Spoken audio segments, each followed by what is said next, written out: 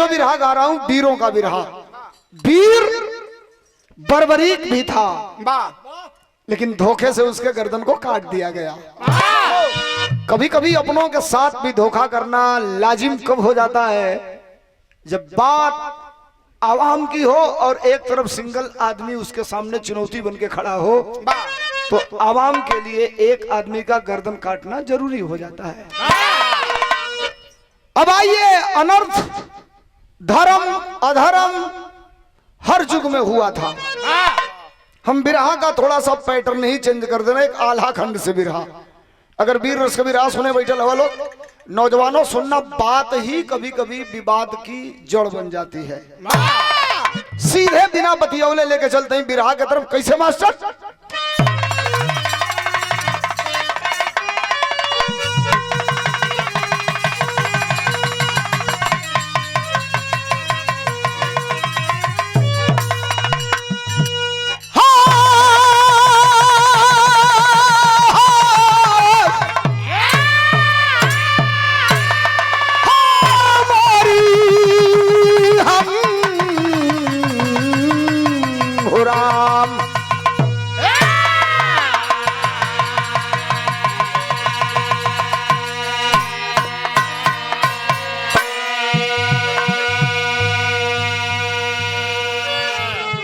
भूमिका उठा के आवा।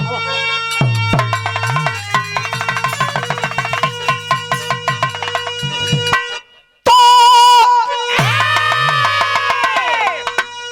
नाम शोहरत किसको नहीं चाहिए, अरे सर उठा करके जीना सभी चाहते। मर्दन हुआ तो हुआ किस लिए, अरे चौड़ा गज भर का सीना सभी चाहते।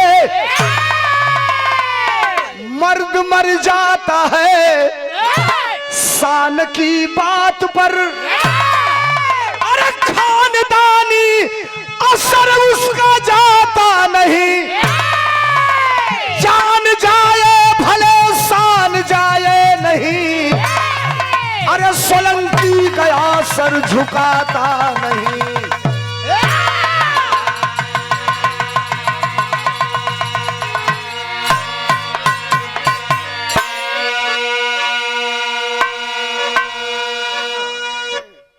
जान जाए तो जाए कोई गम नहीं, सोलंकी गया सर झुकाता नहीं।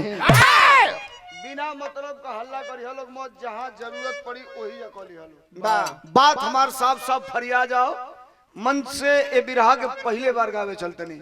शहादत और देश के ऊपर मरने वाले लोगों का बिरहा बहुत आपने सुना, बहादुरों का इतिहास। एक बिरहा में अंत में बहुत बड़ी बात आपको बताऊंगा, इस बात को सुनिएगा। कलाकार जब ढूंढेगा तो पाएगा, नहीं ढूंढेगा तो नहीं पाएगा। जिस बहादुरों की बात करूंगा उसको भी आप जानते हैं, लेकिन बिरहा के अंत में बहुत बड़ा प्रमाण दूंगा, शायद कोई दिया नहीं होगा आपके बीच में। गौवाली का टुकड़ा है, गजल का लाइन है। कौन गजल? हमारे साथ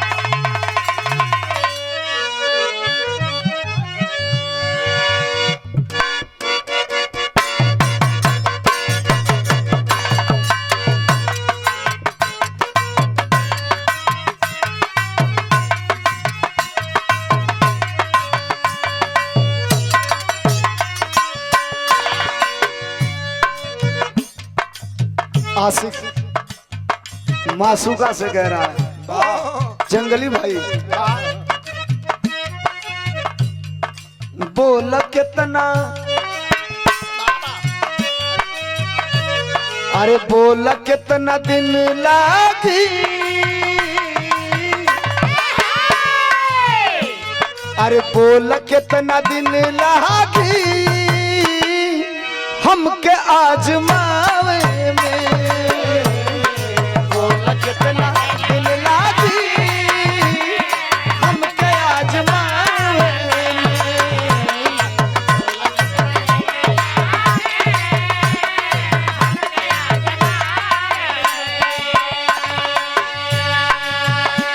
अरे बोला कितना दिन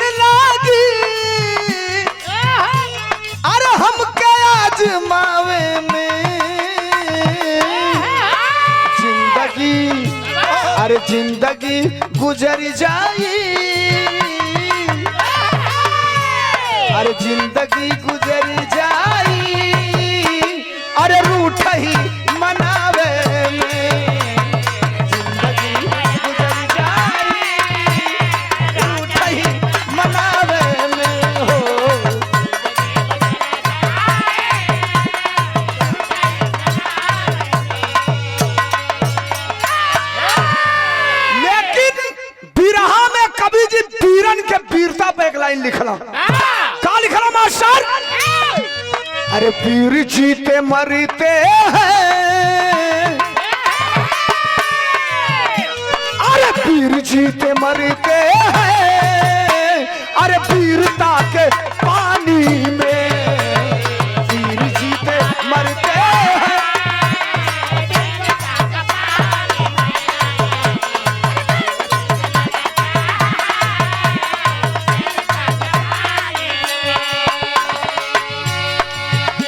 अरे वीर जीते मरते हैं, अरे वीरता के पानी में सर कटे तो कट जाए,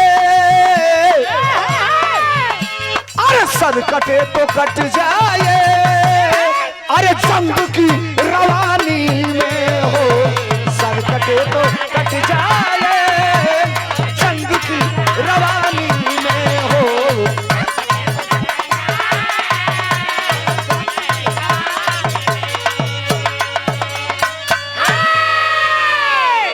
कहानी स्पष्ट शीशा नियर साफ साफ। नौजवानों ये मत समझना कि मैं जिस काल की बात करूंगा, जिस युग की बात करूंगा, उससे आपका कनेक्शन है कि नहीं है। मैं उस कनेक्शन को विरह के अंत में लाऊंगा। टेक्निकल बात होगी इस विरह में। पढ़े लिखे लोग, बुद्धिजीवी लोग, बुजुर्ग लोग, जो लोग भी बैठे हैं, जरा सुनिएगा इस विरह का सारांश क्या है। कहानी की शुरुआत है। कैसे टूनू मास्टर?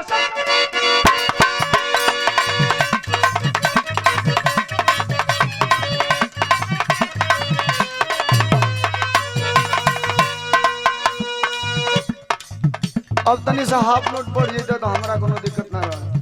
ठीक बा? 100 रुपया का पुरस्कार। नमस्कार। बात पर आवल जाओ। कैसे? इतिहास आल्हा और रूदल का बड़ा आला है, अमर आल्हा के साथ में आल्हा का भाला है।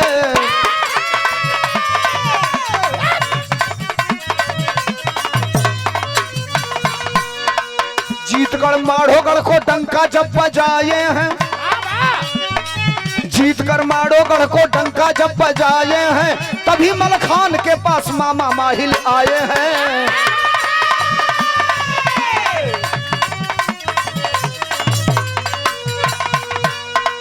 तुम्हारे पिता को परमाल राज सौंपे थे, तुम्हारे पिता को परमाल राज सौंपे थे, राज सिरसागढ़ का उनको दे करके लौटे थे।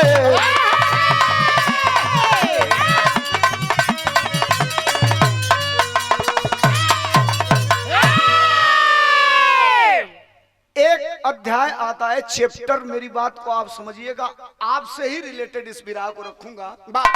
आल्हा और रूदल का नाम आपने सुना है। अब तक चाहे बिरहिया कुछ गाए हो, आप कुछ सुने हो। मेरी पूरी बात को आप समझिएगा। नया वर्जन लिखा है गया कवि ने।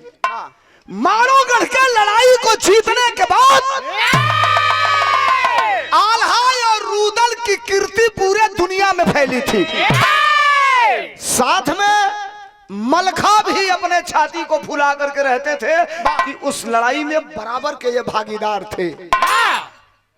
एक दिन के बाद मामा माहिल आइल हवा के करे लगे तो मलखान की लगे।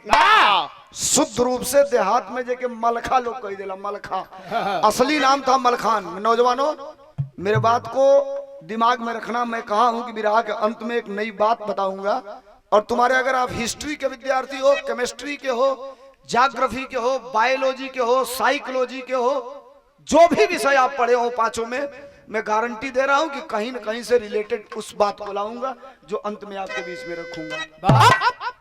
ये 100 रुपयों का पुरस्कार। नमस्कार। बात मलखान के लगे मामा माहिल आइल हवा।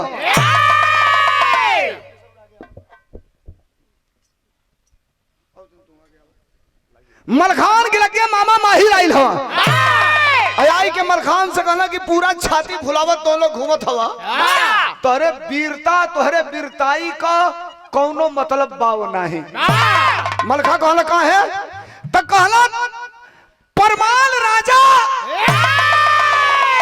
तोहरे बाप के सिरसा गढ़कर राज सौंप देले रहला।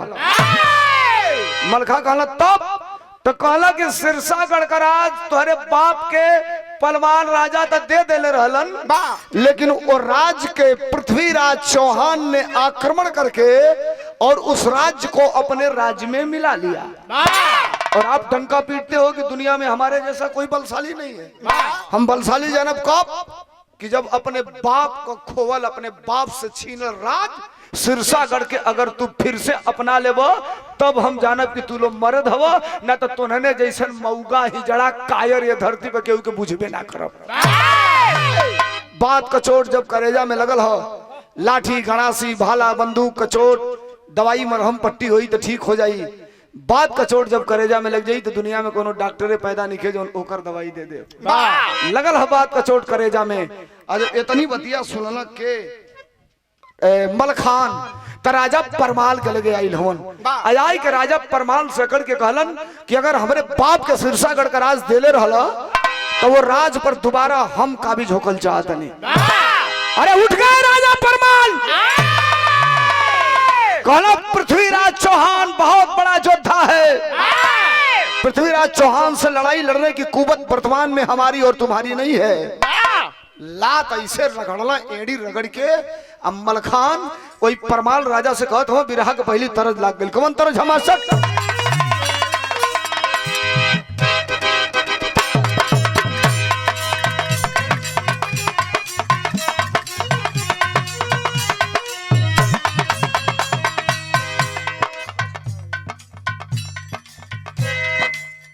तरस का लाइन बा मास्टर बजावत रहन।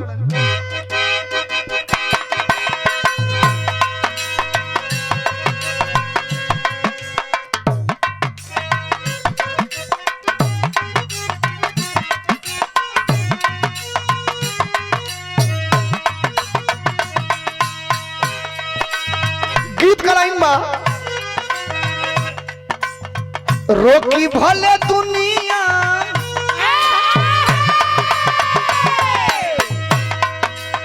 रोकी भले दुनिया दीवार बन के, अरे रोकी भले दुनिया दीवार बन के, दिलवा में रही हो तू हमार बन के। रोकी भले दुनिया दीवार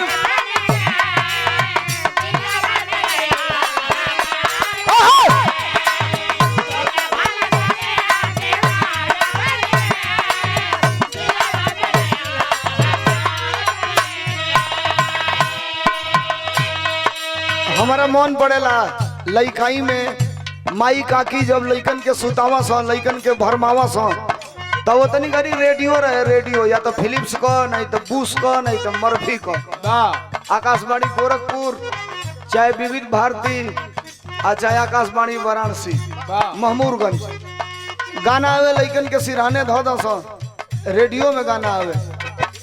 अरे जैसे रोज आवेलू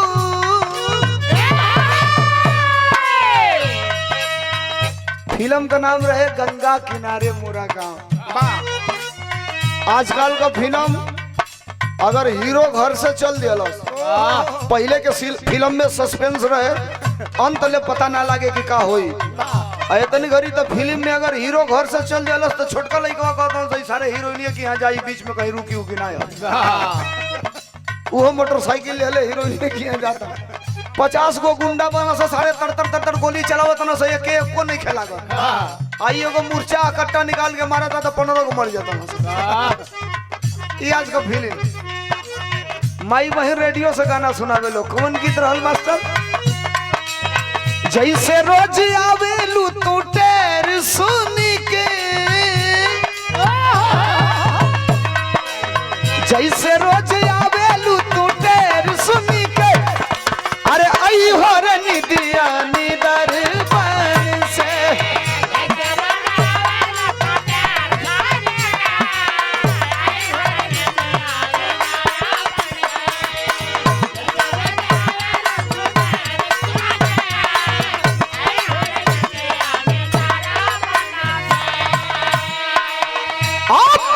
मलखा के जब मामा माहिल लल कर ले हवा और जब लल करला तब मलखा के करेजा में ही बात लगल और लागल तो भइल का मास्टर अरे चुभी गइल पतिया कटार बनी के, अरे चुभी गइल पतिया कटार बनी के, और जियल बेकार सरदार बनी के। चुभी गइल पतिया कटार बनी के, जियल बेकार सरदार बनी के।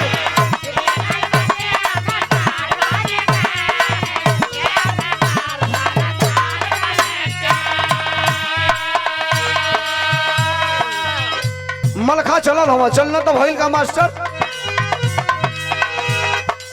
जहां पर माल रहले अइले माल खान हो,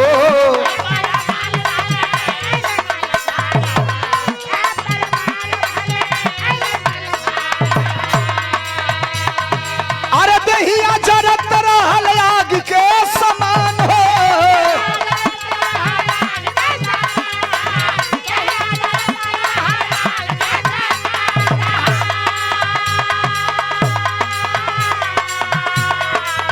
जिंदगी बनब न कतवार बनी के, जिंदगी जियब न कतवार बनी के, अरे कैसे जियब सरदार बनी के। जिंदगी जियब न कतवार बनी के, कैसे जियब सरदार बनी के।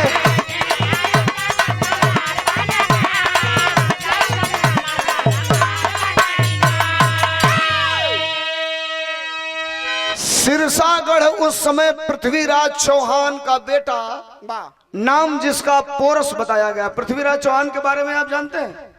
एक हम लोग कहानी पढ़ते थे पहले, 4 बांस 24 गज अंगुल अष्ट प्रमाण, अत्ता ऊपर सुल्तान है मच्चू को चौहान। ये किसके शब्द थे? पृथ्वीराज चौहान का जो दरबारी कवि था जिसका नाम था चंद्र बरदाई। पृथ्वीराज चौहान भारत का इकलौता योद्धा था जिसके पास शब्दवेदी बाण था। शब्दों के आधार पर वो बाण चलाता था और निशाना अचूक लगता था। पृथ्वीराज चौहान के पास सिरसागढ़ है। मलखान, दिमाग होश में लाओ, आक्रमण करोगे, चढ़ाई करोगे। हमारे पास सेना उस लायक नहीं है कि हम पृथ्वीराज चौहान से लड़ सकें। अरे मलखान डांट के आवाज दिलन, कहला हमारे बाप का जितना कैल धैल रहल कुल व्यर्थ हो गई। नमक हरामी करबो परमाल राजा, हम अकेले चलब लड़े। राजा को अपने सेना का इतना तो ज्ञान जरूर होता है कि मेरे सेना का योद्धा अकेले गया, अगर हार गया तो केवल उसकी हार नहीं है, ये पूरे राज और पूरे रियासत की हार है। अब मजबूरी हो गई, सिरसागढ़ को लेने के लिए वापस राजा परमाल सेना सजाते हैं। और सेना का नेतृत्व कौन किया, लड़ाई का नेतृत्व कौन किया? आल्हा को जी में उस लड़ाई का नेतृत्व दे करके और आल्हा को लड़ाई लड़ने के लिए पूरी सेना की जिम्मेदारी दे करके सौंप दी गई। और आल्हा, रुदल, साथ में मलखान अपन सेना लेके चलत हलो। कहाँ? तो सिरसागढ़ चलत हलो। जो ही चला लोग बिरहा का तरज बदल गई। कौन तरज? हमारे सर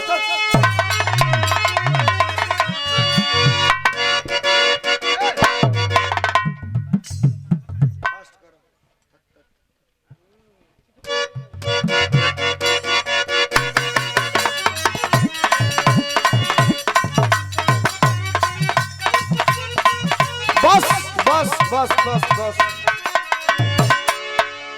टाइम का कमी है, खाली छुआ के हटा ला, समझ ले। चिखतानी लिखतानी रोजे रोजे,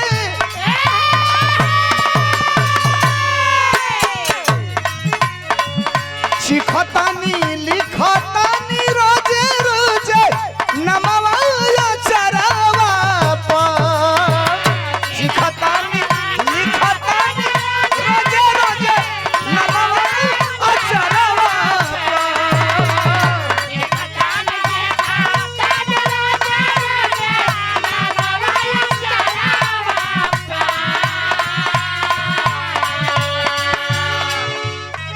अरे चिखतानी लिखतानी रोजे रोजे, नमवा अचरवा पर। ए बाई जी अब नहीं जनुआ के बिना मिले, जाइब हम कब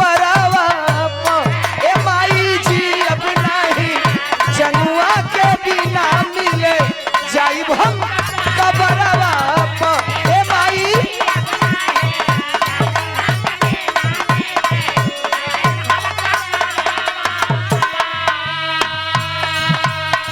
हाई सुना लगा ए भैया ए साहब दिमाग हमारे तरफ आल्हा साज के सेना साथ में रूदल साथ में मलखान बड़े लड़ैया मोहबा वाले जिनकी मार सही ना जाए एक को मारे दुई मर जाए तीजा खौफ खाई मर जाए अरे सुना चलल हलो कहाँ चलल लो आल्हा तीर से नमाज सजाई चलल उदल बीरा से नवाब फुलाई चलल भाई के दहरिया के उदल बीरा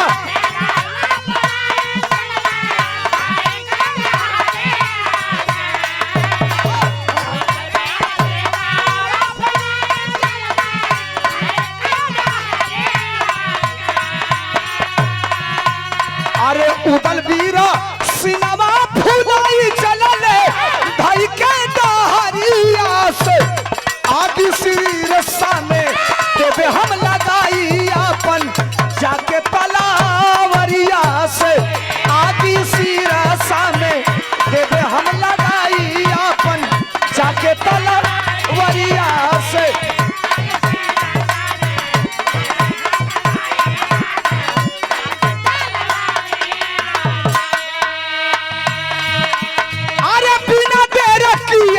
पीर सिरसा में आए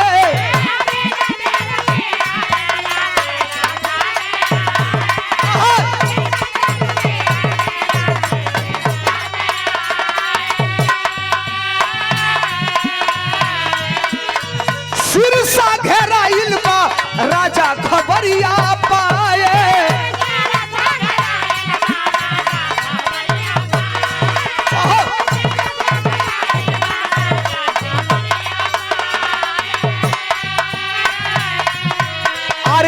ललकारी भेजी पतिया के अपने लसकरिया से तयागी सिरसा में देवे हम लगाई अपन जाके तलावरिया से हो आगी सिरसा में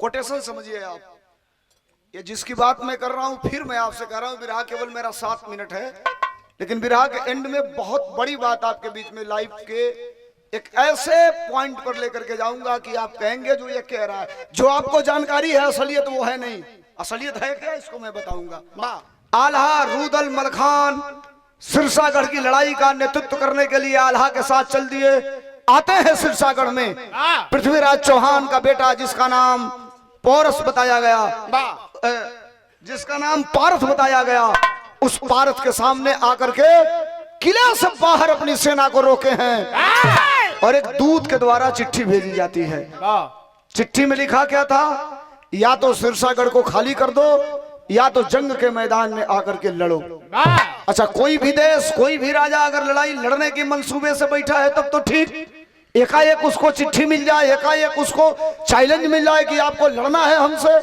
तो बिना रणनीति के लड़ेगा कैसे अब आप जरा बात को समझिएगा अकेले परेशान है अपने सेनापति को बुला करके वो पृथ्वीराज चौहान का बेटा मंत्रणा कर रहा है और एक दूत भेजा कहां तो दिल्ली किसके पास पृथ्वीराज चौहान के पास पृथ्वीराज चौहान के सेनापति का नाम क्या था आप जानते हैं चामुंडा राय और चामुंडा राय को बुला करके पृथ्वीराज चौहान मंत्रणा कर रहे हैं कि सिरसागढ़ पर अगर आल्हा रूदल ने आक्रमण किया है तो उसका जवाब मेरा बेटा दे पाएगा कि नहीं दे पाएगा अभी पृथ्वीराज चौहान अपनी मंत्रणा कर रहे हैं तब तक तलवारें निकल गई शंखनाद हो गया दोनों तरफ से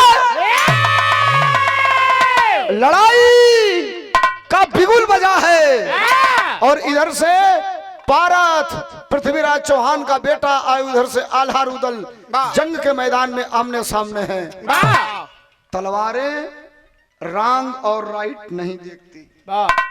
मेरे बात को समझिएगा आप, बात कर। तलवारें रॉन्ग और राइट नहीं देखती। तलवारें अगर चलती हैं तो गर्दन कटता है, चाहे अपनों का हो चाहे दुश्मन का हो। तलवार तलवार होती है, तलवारों की टंकार चारों तरफ गूंज रही है। बिरहा के टेरी में कैसे मास्टर?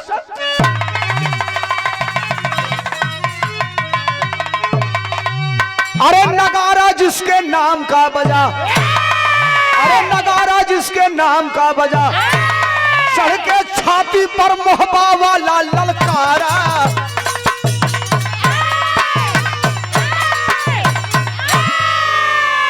चढ़ के छाती पर मोहबा वाला ललकारा,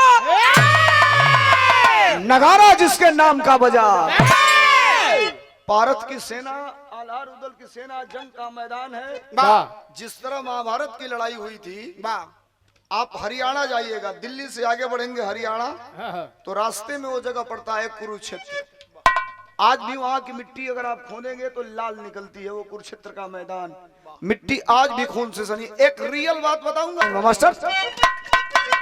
अरे एक तो चढ़ल जवनिया, तुझे हीरा जड़ल नथुनिया, जवनिया जवनिया जादू डारेले, नथुनिया मंतर मारेले, जवनिया जादू डारेले, नथुनिया मंतर मारेले।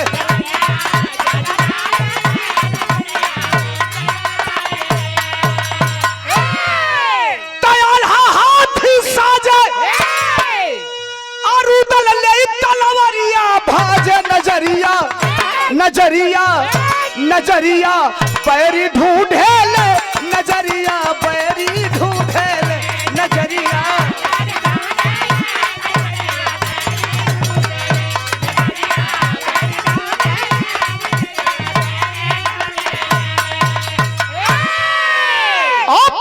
दोनों तरफ से लड़ाई खचाखच लगी है। और इधर राजा पारथ अपने बाप पृथ्वीराज चौहान के पास खबर भिजवा दिया। अंजाम का निकलन मास्टर। अरे पिता पास पारथ राजा पतिया पठाया,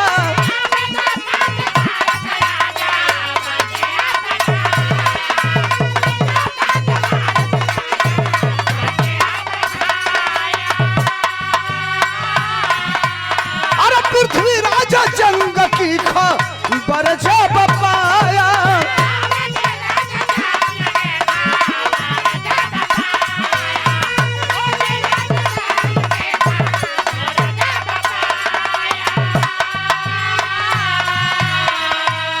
अरे रण में लोहा लागल, रण में लोहा लागल, देखा तेगा सटेगा, बाजल नजरिया पैरी ढूंढे ले, वहू पर कुछ औरी ढूंढे ले, नजरिया पैरी ढूंढे ले, वहू पर कुछ औरी ढूंढे ले।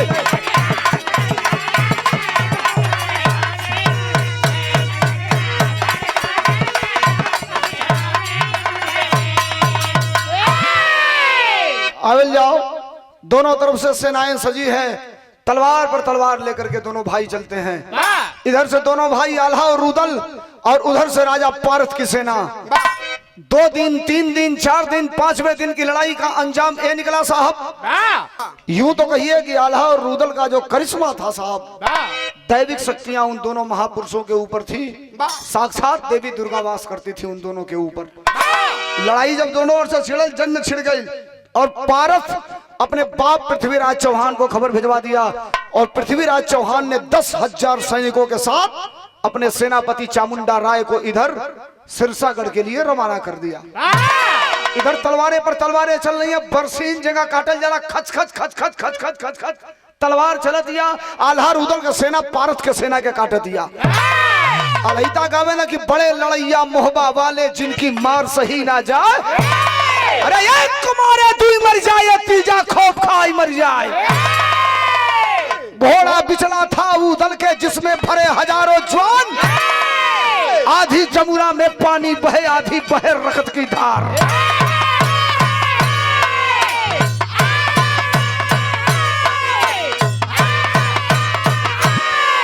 अब लड़ाई के दौरान एक सिचुएशन ऐसा आया कि पारथ की सेना कमजोर पड़ते पड़ते घेराबंदी बना करके आल्हा और रूदल के तरफ झपट के जो ही पड़ती, अब लगा कि दोनों वीर मार दिए जाएंगे। अब वही अपने घोड़ा पर खड़ा हो के एड़ा लगा करके, उन दोनों के घोड़ों का भी एक अजीब करिश्मा था साहब उस जमाने में।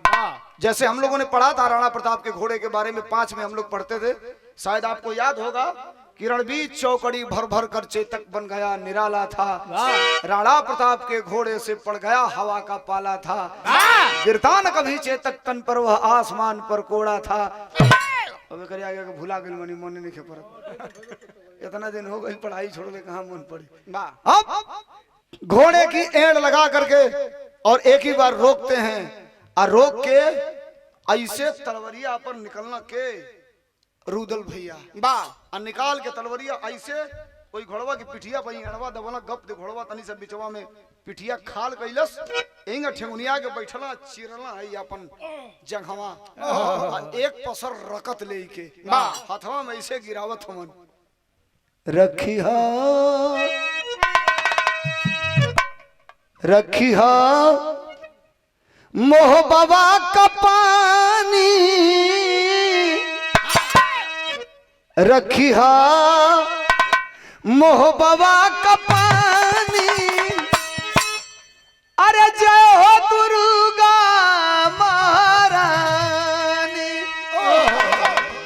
वकील खलीफा यही बड़हलगंज के आरे पास का रहे वाला रहना कहीं का ऑडियो कैसेट आवे वो समय हमन को सुनल जाओ वकील खलीफा का आल्हा। अनहरन के आँख दिहलू कोरियन के काया, अरे बाझिन के लाल दिहलू अधन्य तुहर माया देखा जय हो दुर्गा महारानी। हमरो के दे तू तब हम जानी, हमरो के दे तू तब हम जानी, अरे जय हो दुर्गा महारानी। हमरो के दे तू बढ़िया, अरे जय हो दुर्गा, अरे हमरो के दे तू।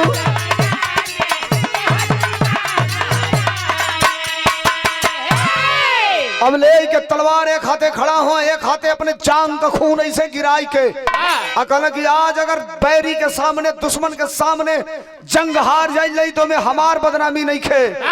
मैं कहा हूँ बिरहा का अंतिम शॉट है, लेकिन बिरहा के अंत में आज के रिलेशन, आज के सिचुएशन और आज के जनरेशन की बात करूंगा। सुनिएगा बिरहा पहुंचा कहा माई भगवती के मैहर वाली मतारी के याद करत हो बिरहा के पहपट में। कैसे मास्टर?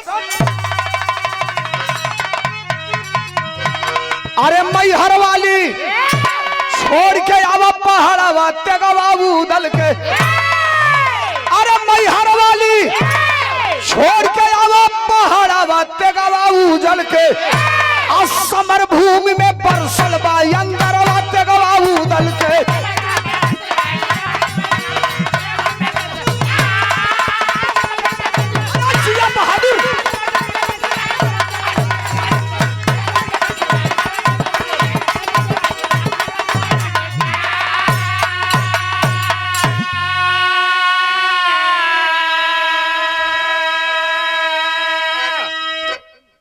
तलवार पर और रूदल के तलवार पर जो ही प्रकट भैली कैलन का दोनों भाई मास्टर, अरे काट काट खरिहान कर दिए। अरे पारथ का लश्करिया हो मैहर वाली मैया के, अरे देखो अमर पुजरिया हो, अरे पूजा भैया मलखा के, अरे यो सारा बातें का बाबू जल के, अस्त्र सागर में परसल बाप पदरवा मलखा उदल के। अरे जियो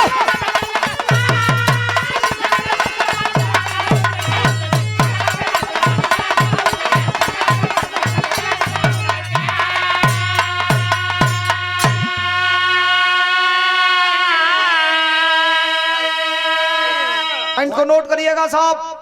इधर पारथ की सेना कमजोर पड़ती चली जा रही थी, आल्हा रूदल का अतेगा अंगार बन के बरस रहा था, और लगा कि पारथ अब इस रणभूमि से सिलेंडर बोलेगा तब तक चामुंडा राय दिल्ली की राजगद्दी से पृथ्वीराज चौहान के द्वारा भेजा हुआ 10,000 सैनिक लेकर के चारों तरफ से आल्हा रुदल को सिरसागढ़ के किले को घेर लिया।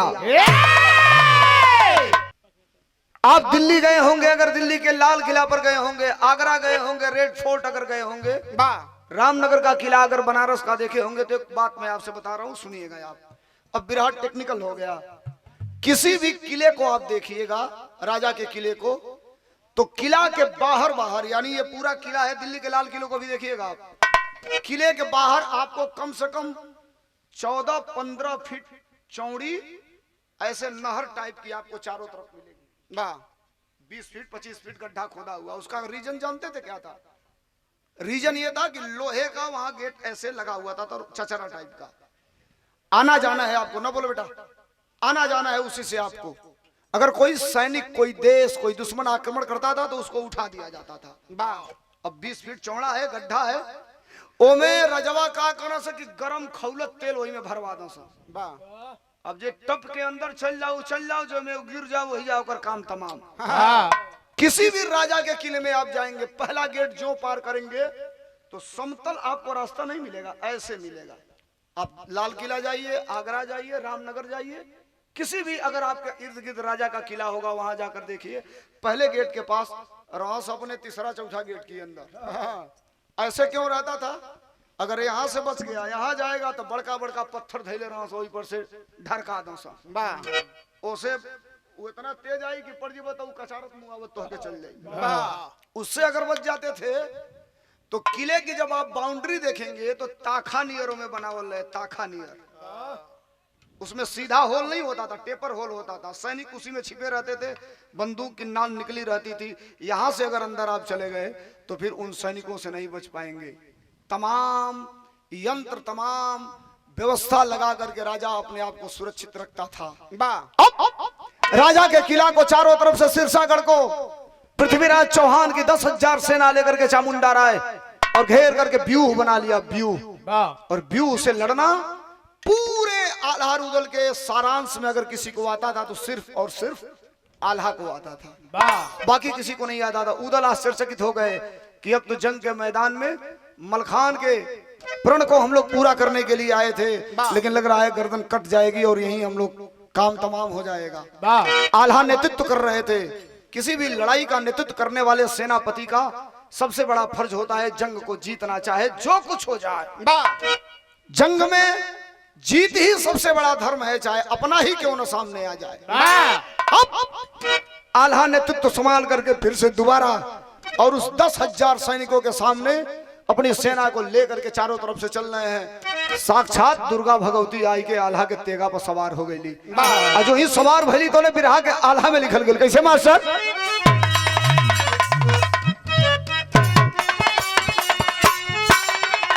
अरे बतिया पमरी जाला, अरे बतिया पमरी जाला, आई है पति धर्म रदवा भैया।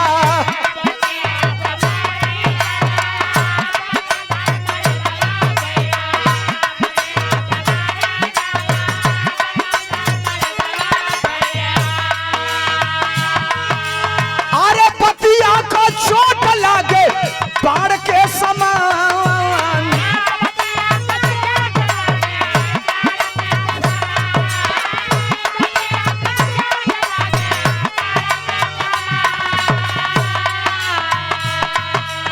आप दोनों भाई साथ में मलखान चचा, मलखान भैया ले करके लड़ाई लड़ रहे हैं, नेतृत्व आल्हा कर रहे हैं। और आल्हा का तेगा जब गरजता था साहब, एक तरफ से श्मशान बनाते हुए चारों तरफ जिधर जिधर तेगा गया कोई गर्दन ऐसा नहीं था जो बच गया हो आल्हा के तलवार से।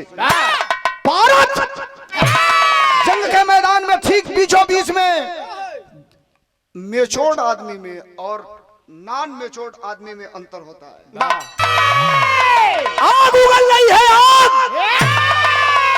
राजा पारस आ गया सामने और चामुंडा राय को लगा कि अब आल्हा की तलवार भारत की गर्दन को काट देगी। ऐसे चामुंडा राय भाला फेंक करके हाथ उठा लिया और कहा पारस के हाथ उठाओ, नहीं तो ये आल्हा की तलवार तेरे गर्दन को काट देगी। पारस हाथ उठाया और जो ही हाथ उठाया तब तक आल्हा ने प्रण किया था, तलवार को नीचे कर दिया और चामुंडा राय और पारस को बंदी बना लिए। अब एक ही सवाल था आपके सामने कि या तो किला खाली करो और नहीं तो दोबारा तैयार हो, तारीख दो, दिन दो, समय दो, मेरी सेना यही है, जब तुम कहोगे तब फिर लड़ा जाएगा। होशियार था चामुंडा राय, वो समझ गया कि अगर यहाँ रह करके जंग लड़ा जाएगा तो बात फंस जाएगी, पारस को मार देंगे ये सब। और पृथ्वीराज चौहान ने कहा था किसी भी कंडीशन में मुझे मेरे बेटे को मरना नहीं चाहिए, बचा करके लाना है। झुक गए गर्दन दोनों के, चामुंडा राय और राजा पारस के, और कहे कि सिरसागढ़ तुम्हारे बाप का था मलखान, मेरे बाप ने आक्रमण करके लिया था, मैं सिरसागढ़ का राज तुम्हें सौंप रहा हूं। सिरसागढ़ का राज सौंप दिए और मलखान उस सिरसागढ़ का राजा बन गए। अरे लोहा लड़ाई में भी तल जनमवा सब्र, अरे जाने बागी आल्हारू दल के जहनवा सगारी।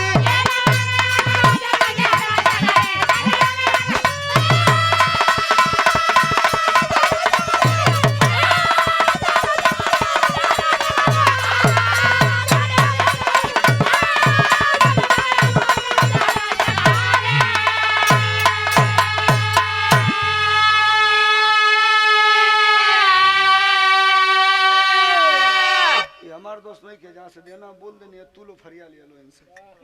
अंतिम लाइन, आल्हा रुदल इस धरती पर अमर हो गए, उनके कलम से नहीं हुए लेकिन आम जनमानस के कलम से अमर हो गए।